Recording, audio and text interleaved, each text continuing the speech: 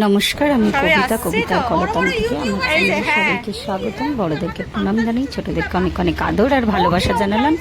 এখন চলে এসেছি আমি হ্যাশট্যাগ আমরা সকলের আজকের বিষয় রুনাদি মনের দরজা চ্যানেলে রুনাদি দিয়েছে। আর বিষয় যাওয়ার আগে বলে রাখি, এই যে ভিডিওগুলো যাচ্ছে, ভিডিওগুলো কালকে আপনারা সকলেই চেনেন যারা হ্যাশট্যাগ আমরা সকলের সাথে যুক্ত। আমাদের মামনি, দেব ফ্যামিলি ব্লগের মামনি। তো মামনি আগে তো ত্রিপুরায় থাকতো, তো 1 বছর আগে উনি কলকাতায় এসেছেন। তো মামনি একটা ক্যাফে কালকে উদ্বোধন করেছিলেন। তো সেখানে আমাদের সকলের নিমন্ত্রণ ছিল, তো সবাই তো যেতে পারিনি, দূরে দূরে সবাই থাকে।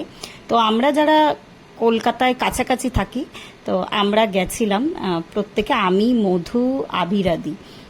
তো খুব মজা করেছি। মামনির ছোট মেয়ে মুন খুব ভালো, খুব মিষ্টি মেয়ে একটা।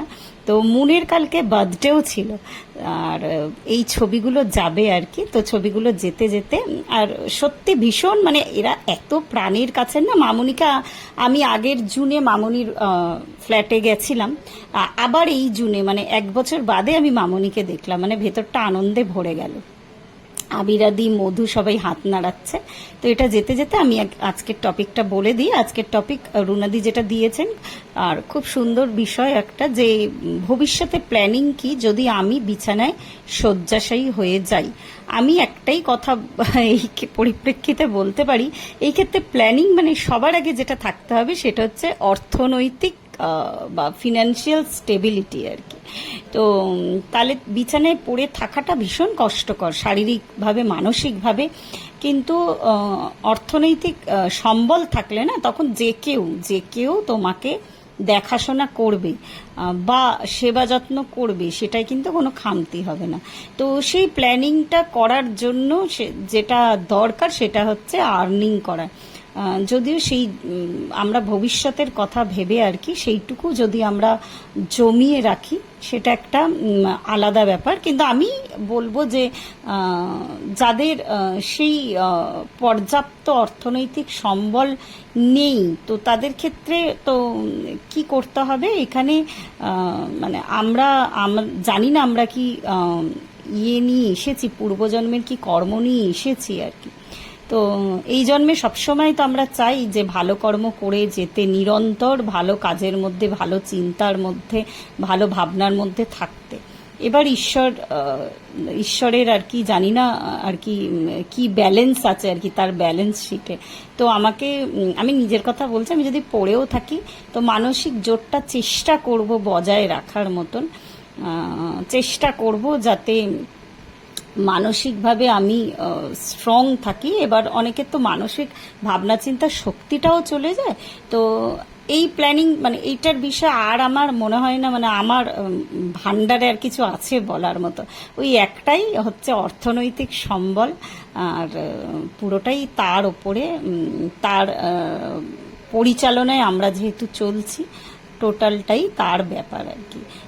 জানি না আমরা কি করব, আর আমাদের সন্তানরা এখানে থাকবে কি বাইরে কোথাও চাকরি করতে যাবে, কেন ওদের জীবন না, আমরা তো ওদের আটকে রাখতে পারি না। তো ভবিষ্যৎ কি মানে আর কি যা হবে আর কি, পুরোটাই আগের ওই কর্মফলের কি বোঝা নিয়ে এসেছি কিছুই জানি না। অর্থনৈতিক সম্বল থাকলে তো বেঁচে গেলাম। অনেকেই আমাদেরকে তাহলে সেবা যত্ন করার জন্য এগিয়ে আসবে, এটা কিন্তু ভীষণ বড় ঘটনা আর কি। তো যেখানে আর কিচ্ছু করার নেই, কিন্তু যাই হোক, তিনি যখন আমাদের জন্ম দিয়েছেন কিছু না কিছু উদ্দেশ্যে, আর তিনি যখন তার কাছে যখন আমরা বিলীন হয়ে যাব, তো সেটারও প্ল্যান তার কাছেই করা আছে। তো এটা ভেবে আগে থেকে কষ্ট পাওয়ার কোনো দরকার নেই। এখন তো মানুষ ভীষণ অল্প বয়সেও এমন হচ্ছে যে স্ট্রোক হচ্ছে বা এরকম কিছু হয়ে যাচ্ছে তাদের। তো এটা নিয়ে ভাবনা চিন্তা করার এর থেকে আর বেশি দরকার নেই। শুধু ওইটুকুই যে অর্থনৈতিকভাবে যারা স্ট্রং, তারা যাতে ভবিষ্যতের জন্য বেশ কিছুটা জমিয়ে রাখে।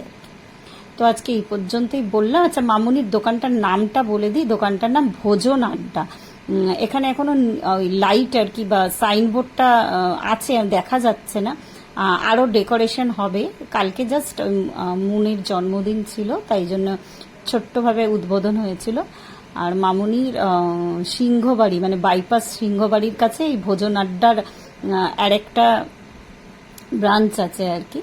আমি ভোজন আড্ডা এই মানে নাম্বারটা আমি আমার ভিডিওতে চেষ্টা করব দিয়ে দেওয়ার আর কি। যদি কেউ অর্ডার করতে চান, হোম ডেলিভারিও করে, জোম্যাটোতেও আছে, তো অর্ডার করতে পারেন। খুব সুন্দর খাওয়া দাওয়া ছিল কালকে, মানে বোঝাই গেল ওখানে বেশ ভালো মানে আর কি কোয়ালিটি রান্নাবান্না আর কি করা হয়। তো কালকের সন্ধ্যাটা খুব আনন্দ করে আমরা কাটিয়েছি, আর মনের মানুষদের সাথে কাটালে সত্যি সত্যি ভীষণ ভালো লাগে। তো আজকে এই পর্যন্তই রইল। প্রত্যেকে ভালো থাকবেন, পরিবারের সকলকে ভালো রাখবেন। ধন্যবাদ।